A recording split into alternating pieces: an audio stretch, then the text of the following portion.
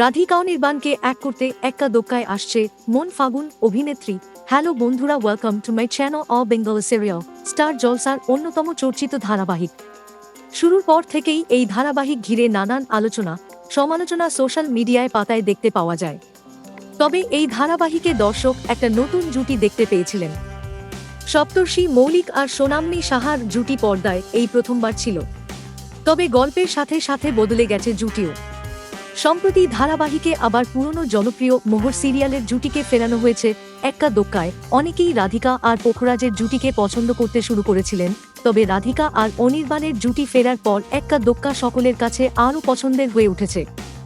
কোনো এক কারণে ধারাবাহিকে এভাবে জুটির পরিবর্তন করা হয়। তবে রাধিকার জুটি হিসাবে যেমন অনির্বাণ অর্থাৎ অভিনেতা প্রতীক সেনকে আনা হয়েছে, তেমনি পোখরাজের জীবনেও এসেছে রঞ্জা। রঞ্জাকে পোখরাজের সাথে বেশ মেনে নিয়েছেন দর্শক। শুরু থেকেই রঞ্জা দর্শকের মনে আলাদা জায়গা তৈরি করে নিয়েছে তাই দর্শকের অনেকেরই মতো পোখরাজের সাথে রঞ্জাকেই মানায়।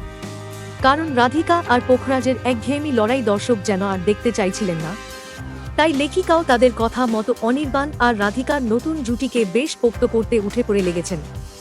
সম্প্রতি অনেক আপদবিপদের মধ্যে দিয়ে সময় পার করে রাধিকা আর অনির্বাণ রাধিকাকে চমকে দিতে চায়, আর তাই সে রাধিকাকে শুধু জানায় যে তার বিয়ে ঠিক হয়েছে।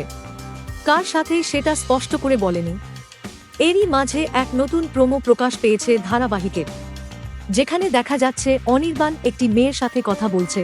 সেই সময় সেখানে রাধিকা পৌঁছলে অনির্বাণ তার সাথে রাধিকার আলাপ করিয়ে দিতে চায়, কিন্তু রাধিকা ভাবে এই সেই মেয়ে যাকে অনির্বাণ বিয়ে করতে চলেছে, আর তাই রাধিকা অভিমান করে বলে তোমাদের সংসার সুখের হোক। অন্যদিকে রাধিকা চলে যাওয়ার সময় পড়ে যেতে গেলে তাকে ধরে ফেলে অনির্বাণ ইচ্ছা করেই চুপ করে আছে রাধিকার মন বুঝতে। ধারাবাহিকে এই নতুন চরিত্রে যাকে পর্দায় দেখা গেছে তিনি হলেন অভিনেত্রী রোশনি তন্বী ভট্টাচার্য।